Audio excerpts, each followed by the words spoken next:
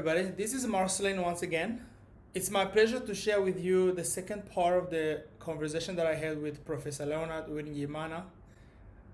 I highly recommend that you go and find the first part before you listen to this part because it's a direct continuation of the same conversation that we took. I think it was a really interesting conversation that we had, and I hope you are going to enjoy this second part as well. So here he continues. So then I started encouraging people to come to Dayton because I was already prepared, committed to start a new society based on biblical value, but which also keep the language because there was a Bible written in Kinyarwanda. I knew that if I have to do it by myself, I will do that by myself, and then through time it's going to happen because otherwise I didn't know how we can remain safe as a society if we kill one another because of tenpenny. But on the backdrop of that, I knew also that we are being manipulated by forces that are external to us.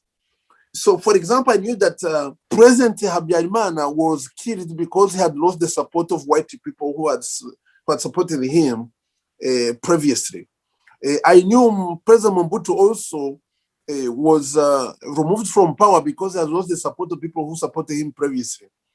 So then I could see that there's going to be always someone whom they can corrupt by giving them, 10 cents, and that person will not come to kill you just because of corruption. Right. So how are we going to be independent of those people who want us evil?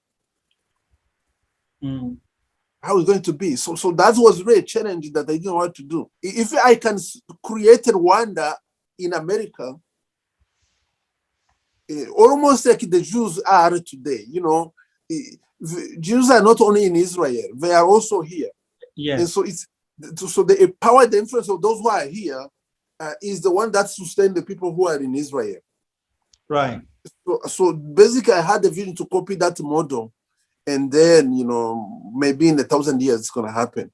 That's what I was resigned to do, and that was going to be my contribution to the issue of Rwanda, because I knew through these wars, the guy who's in power today, if they want to get rid of him, they're going to have to give money to another one. He's going to come and kill him. And basically, it's going to be a continuous vicious circle. It's a vicious circle that's going that way. What was my major lesson at that point? The biggest lesson that I learned that really we need to discover before we can just do anything, it's to know what I call spiritual independence. Okay. We don't need political independence. We don't need economic independence. We don't need cultural independence. We don't need education independence. What we need is spiritual independence. And what that is to know that you have a Father in heaven. There is a God in heaven. And you are so related to him that you don't need to go through anyone else to have access to him.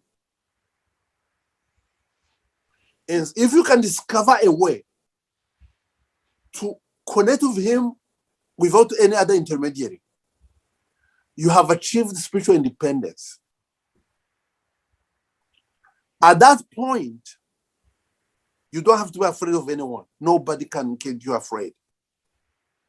And when you have done that breakthrough, you can then change any society. That became my realization at the end of that struggle.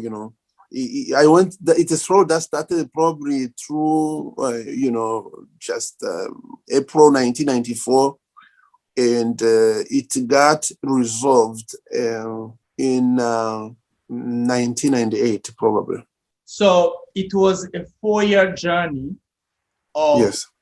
of self-searching,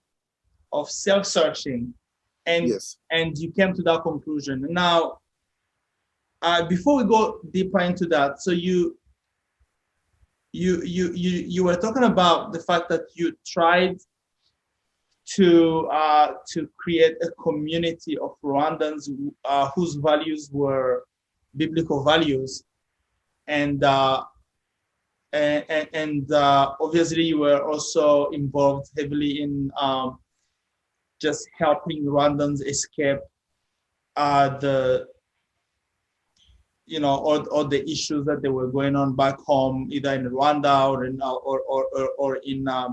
in the refugee camps or whatever they were, helping them where they were, or some of them you helped them get to the United States.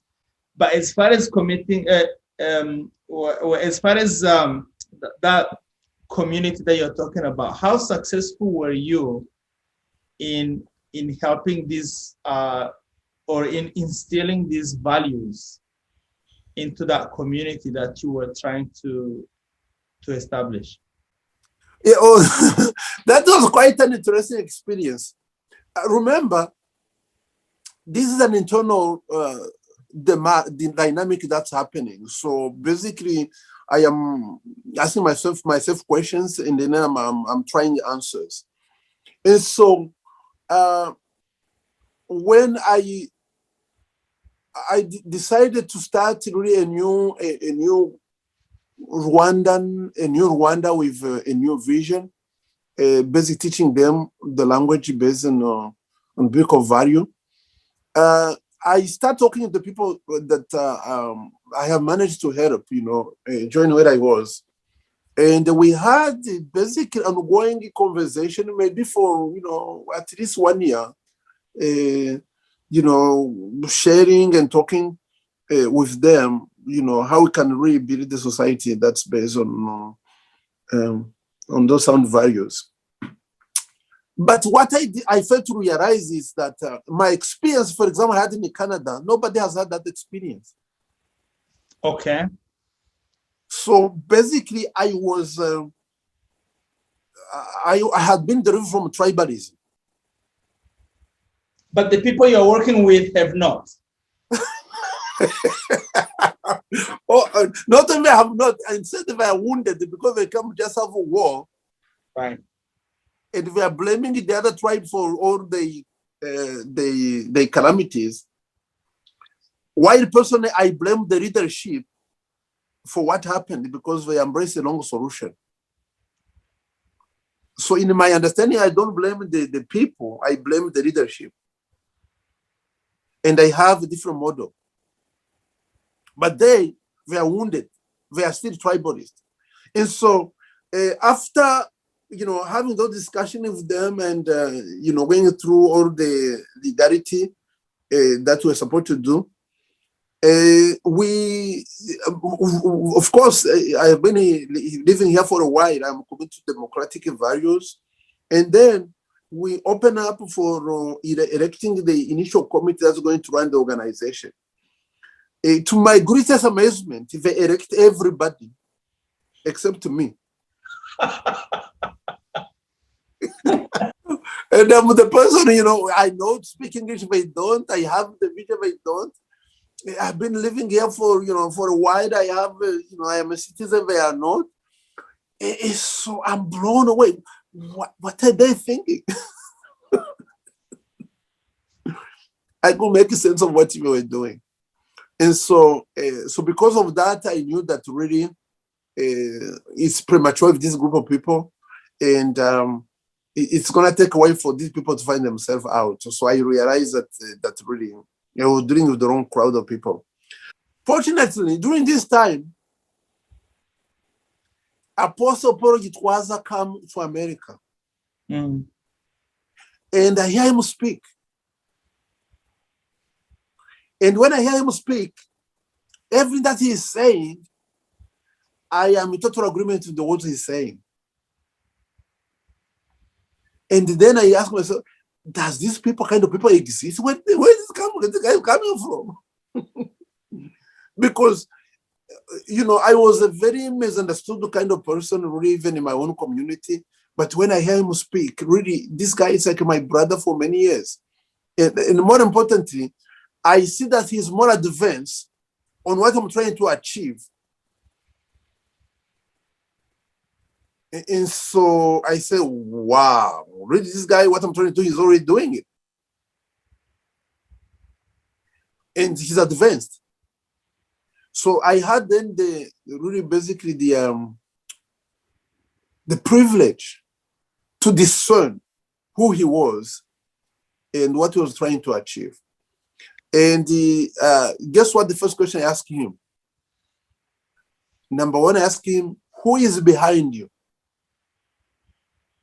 Because I knew that, if we're going to be independent, we have to not have these people, this bad influence behind us.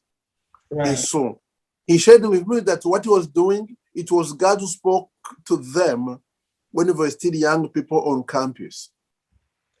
And I knew he was genuine. I knew he didn't have tribalism in him. I knew I could trust him. And then, I backed him behind with everything that I could, because not only was a young man, it was rare, it was unheard of to have such a young man with that kind of vision, with that kind of understanding. So I understood much more than I did. And to tell you the truth, I had really, I consider myself to be among the lucky ones, given the kind of opportunity I had of going to school, of traveling. I was so blessed to have had those opportunities. To see somebody who was young, who was more advanced on that path than me, it was just mind-boggling. And so I decided to back him up, and then because I found some with whom we could share. So basically, if we can go back a little bit, so there is a transformation that happens in you where you come to the United States to study more about computers, because that's where the future is going. In fact, you were working for the University of Dayton as a computer professional. But then eventually you transition from dealing with computers to dealing with people's minds and hearts, to dealing with social engineering, because you realize that dealing with people, that's really what's going to change the society more than dealing with computers. Thinking along that process of self-searching, I guess you're trying to think ahead, because again, you have to understand. So these people that you're talking about, you are trying to help. Again, just like you were saying, they were coming out of trauma. So for them, they are still in a fight or flight mode. They are not settled yet. I don't know if you had a chance to listen to the conversation that I had with Dr. Albin, my sister. She brought to mind something that I didn't think about. So you are dealing with someone that you think this person is actually normal, but this person is actually still processing all of these shocks and traumas that they have undergone, and they're still trying to find themselves, and they're still trying to settle. They're still trying to put their foot in front of the other. And then all of a sudden you're trying to tell them about social engineering. You're trying to tell them about forgetting, the whole thing about tribalism and everything. It's like you're pushing them too far, and you are they are not there yet. But as you're processing these things, you meet Apostle Paul Yitwaza, who kind of like speaks the same language, but seems to be far ahead on the road that you are trying to walk on, and then you kind of like click. So maybe I'm trying to summarize what you are saying, and I'm not sure if I'm kind of like grasping really what it is. No, that's correct. That's correct. Right. So now you are involved into, just like I was saying, into changing people's hearts and minds. And I believe that the Authentic History Makers Institute that you are CEO of deals with much of that. So can you speak about that? There was also another process that I have to go through, Right. because as I said, you have to discover that spiritual independence is what you need. I had to go from discovering that spiritual independence is the answer to how, having convinced yourself that the solution, how to convince other people that the solution. Okay. And that's a laborious process. Think of it this way. For example, Moses, if you look at the example from life Moses, at age 40, he knew that he was a savior for that nation. Mm. And as far as he was concerned, he knew he was ready to do it. Right? Right. But in actuality, he was 40 years away from being ready. So he had to go through a process of himself where you're going to be emptied of, all his acquired notions of how to do things he learned from Egypt. And then not only had to be empty of himself, he had to realize that he need also to partner with God to do anything, if he's going to do anything.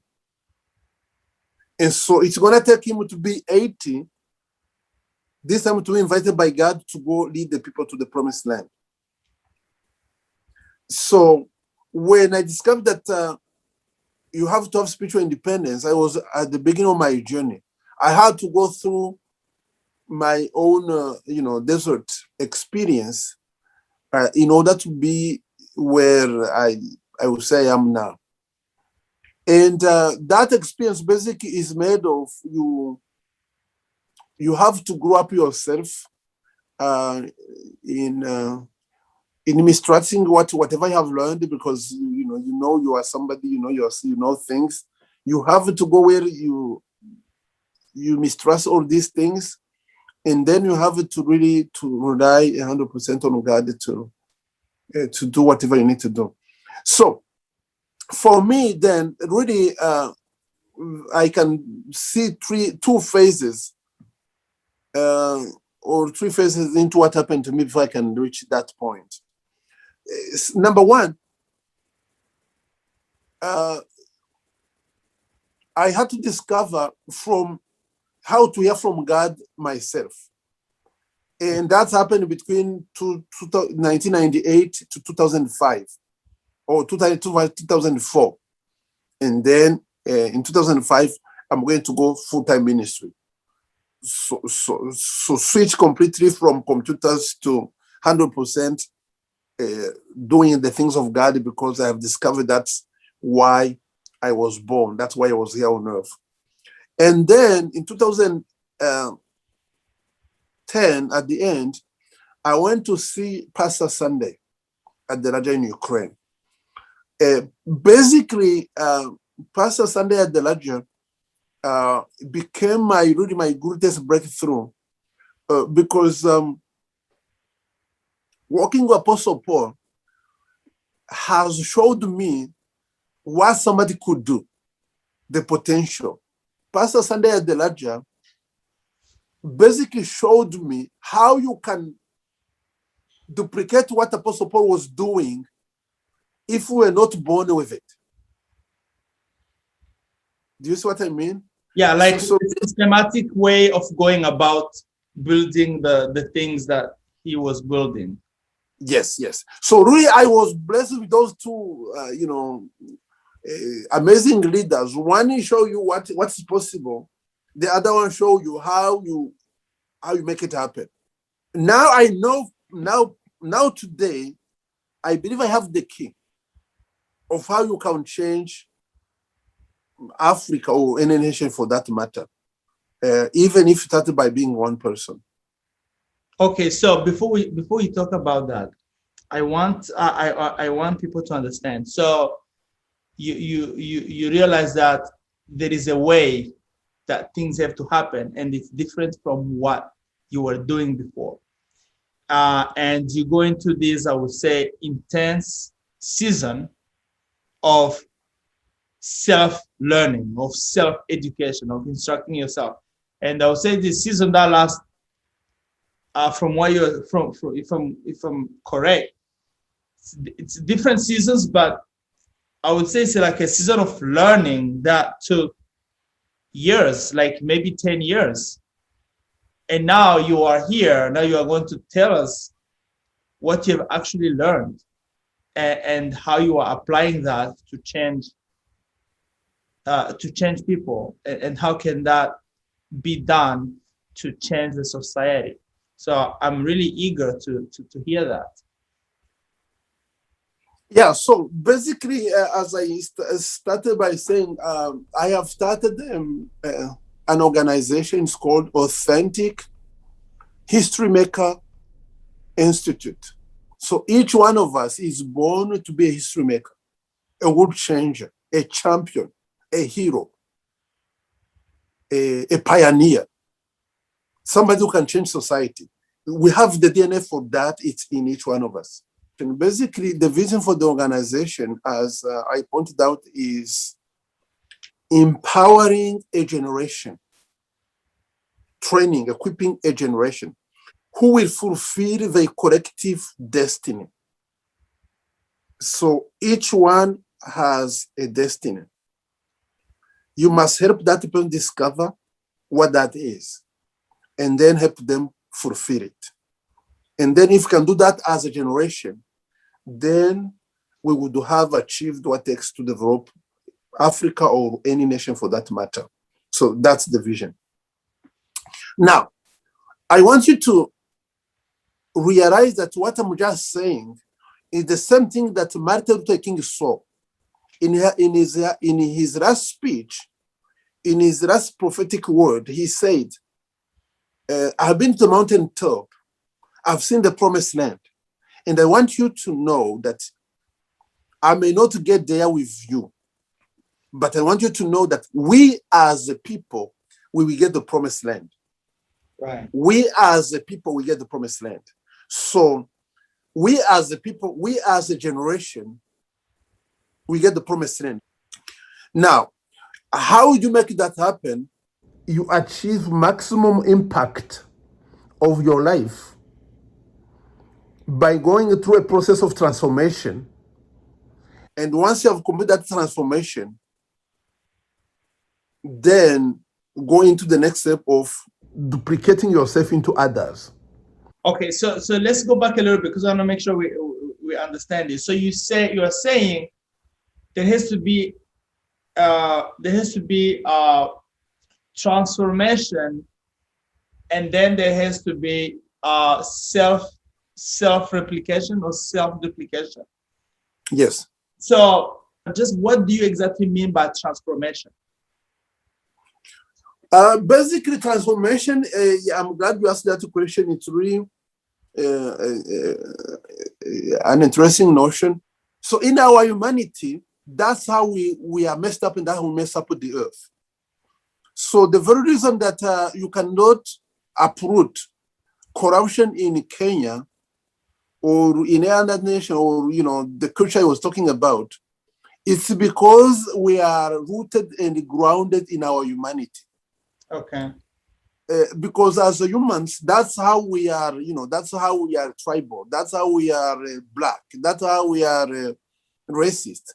If you remain grounded in your humanity, you're going to see those differences that exist between races and tribes, ethnics, and incomes, whatever the point of division might be. So, in other words, you have to move from Adam to Christ. Because as far as I'm concerned, there are only two races of humans on the earth. There is people who are born of Adam, and there are people who are born of Christ. They are born again. Once you're born again in Christ, you don't define yourself by your humanity. You define yourself by your divinity. Divinity being the life of Christ that is inside of you. So now, once you have been born again, and you are you have been renewed, then you have to start the process of multiply, fill the earth, subdue it, have dominion. So when you say multiply, you're basically talking about training others. Yes. Having disciples that you train to have that kind of transformed or renewed mind and transformed mindset. And then once you have a critical mass of such people who can take the lead, then you are going to actually, these are the people, this is a community of people that are going to be instrumental in changing Africa. So that's what you're saying. So those are the people who cannot kill one another. Right. Those are the people who you cannot corrupt. Those are people who are built on a different standard. These are not people who share their humanity. They are people who share their divinity. And so the people with the second kind are the only ones that can build a nation. So in your experience, having been training people through your through this organization that you have, what would you say has been the impact? Is it possible for you to put a number on maybe like how many people have you trained and sent? Have you seen maybe the impact of what they have done? Like, is there like any kind of success story that you can share so that we can see that actually what you the model that you are utilizing is actually bearing fruit? For example, I know you are one of my early students. When I saw what you're doing, like that school we have in Rwanda, I can't help but realize that you're duplicating yourself. Well, I have to admit, of course, that I have to admit that the teachings that I have received from your institute and from the conferences that we've had in Rwanda, the Africa Rise and Shine, they have been instrumental. Actually, they have created some kind of faith in me that that we, the people, are the ones who need to do something to solve the problems that we see. We can't just sit and wait for somebody else to come and do it. I mean, nobody will come and solve the problem that you are seeing in front of you, because maybe he didn't see that problem, but you are the one who saw it. And it's imperative that you stand up and do something. And I have to admit that that kind of do something attitude, I got it from following the teachings that I got from the Authentic History Makers training and from the conferences that we've had, because it got to a point where I said, I have listened to a lot of things, but it got to a point where I was ashamed that actually, out of all the things that I've listened to, is there at least one thing that I have done just to, so really it kind of pushed me to be more result oriented. But from your vintage point, are you seeing other initiatives popping up here and there? I know you have a big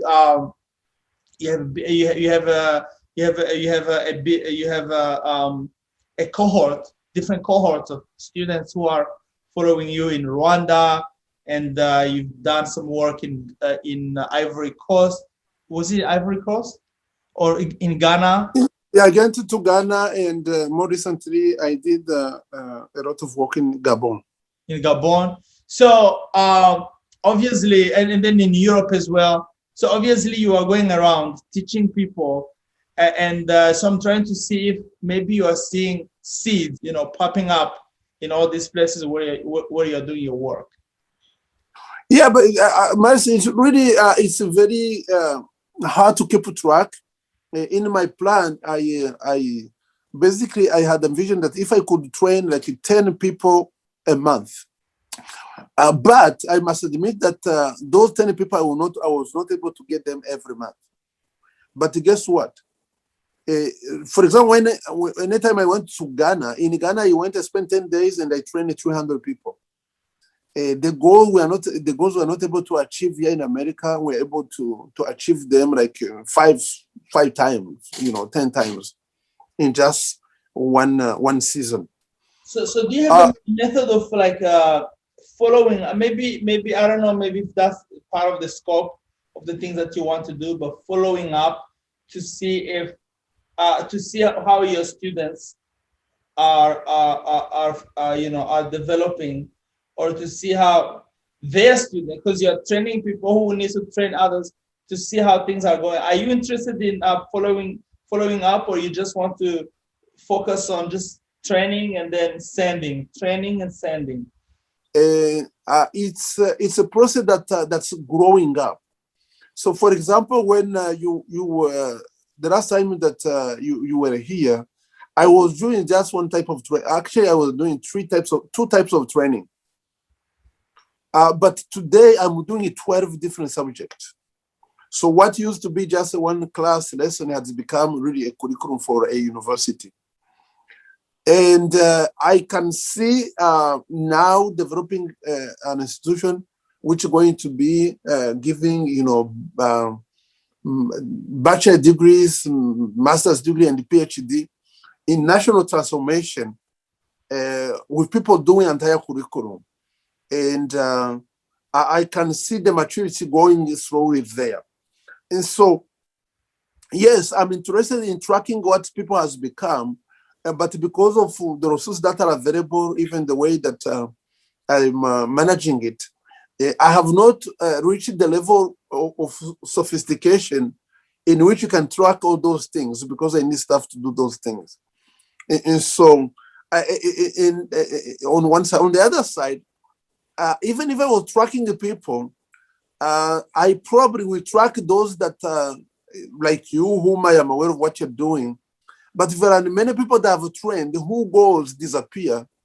And then all of a sudden, I see them coming out of like from nowhere. When they are telling me what they have achieved, I am blown away. All right. So if let me ask you this quickly: if people wanted to follow your training, let's say somebody from South Africa, or let's say somebody from Morocco, is there a way that they can follow the training that you're offering, other than maybe coming to you in Atlanta, Georgia, because many people don't have that possibility? Actually, the way it has happened in the past and still gonna happen, I guess, is if somebody has attended this retreat, you can invite him from wherever you want in the world, that will come to you, because you understand the environment, what it takes to do that. If you say, I have 10 people ready to have this training, can you come and coach us to do that? I will come. Also, people are able to travel here. Of course, we do that every month, so that's very easy to accommodate. The same training we do really cannot be done online, because what we do is really, somebody called it, when somebody saw it, they called it, it's accelerated discipleship. That's what it is. You have really to spend time together. You have to share life. We are not only interested in you acquiring the knowledge, we also want to touch your character, and we want also to be cognizant of the environment, how that environment is. But there are aspects that we can do online. These are appetizers, as we'll say. You probably have received, you are aware of the message of 20-minute message I send around. So those you can take, but if I give you only knowledge, the knowledge for the subject matter of your interest. One question that I have now here is, what are some of the challenging and exciting parts of your work as a trainer, as a teacher, as a mentor, as a coach, as you endeavor into changing people's minds and people's hearts? as I shared with you before, I left my country because I knew there was no answer to the challenge that we were experiencing. To know that you have a solution to a problem that is apparently insoluble is just fulfilling. And then having that passion of going every month and just seeing people who are responding to that invitation, spending time with them, equipping them, impacting them in a way that they will never recover from that experience. Right. Now, one of the biggest challenge I find is when the people you love, when they don't have that appreciation, the appreciation of what's available to them through you, and just they take it for granted and they miss opportunity after opportunity, it gives you a very sad feeling to know that you are equipping people, so-called foreigners, which they are not if you are in Christ. But you look like you are helping other people, you are not helping yourself. And that's really that's caused you to be sad and you don't know what to do to help people see that what you have found is really what they need. It's heartbreaking. It's and also humbling. And the last question here I have is, what would you tell you 20 or 30 years ago, or what would you tell a young person, a young individual trying to make it? I believe I will have to say that I have found out what the French people meant when they said, si jeunesse savait, ainsi vieillesse pouvait. Right. Meaning, if the youth could know, and if the elder could, a wise young person need to find a mentor,